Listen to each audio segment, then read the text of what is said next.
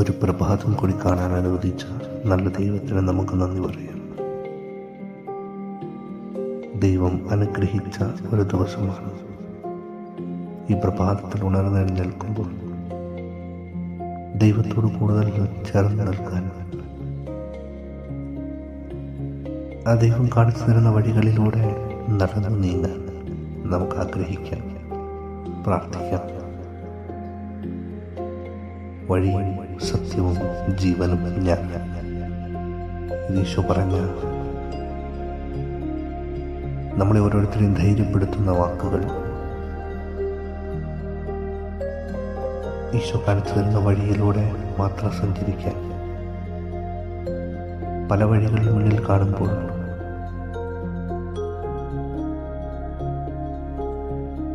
ഈശോ കാണിച്ചു തരുന്ന യഥാർത്ഥ വഴിയിലൂടെ യാത്ര ചെയ്യാൻ, നല്ല തിരഞ്ഞെടുപ്പുകൾ നടത്താൻ ഇന്നത്തെ ദിവസം നമുക്ക് സാധിക്കട്ടെ.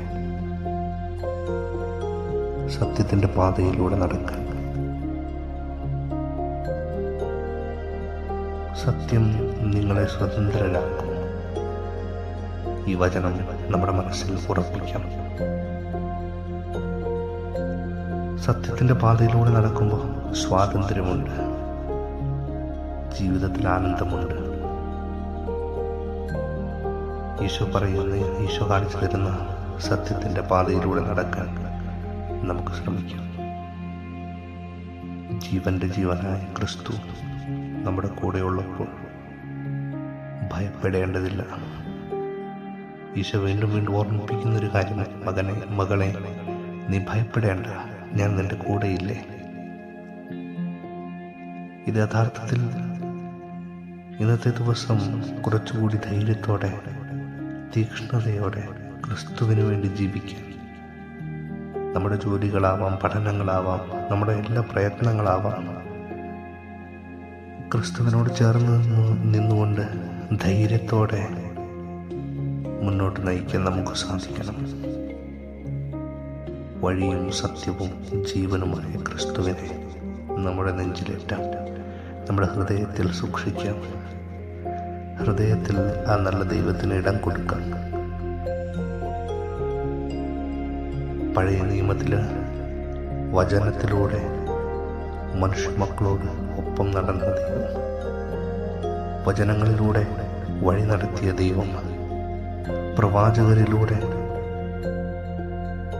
വഴി നടത്തിയ ദൈവം പുതിയ നിയമത്തിലേക്ക് വന്നപ്പോൾ കുറച്ചുകൂടി മനുഷ്യനോടൊപ്പമായിരിക്കാൻ, മനുഷ്യനോട് ചേർന്ന് നടക്കാൻ മനുഷ്യരൂപം പ്രാപിച്ച നല്ല ദൈവം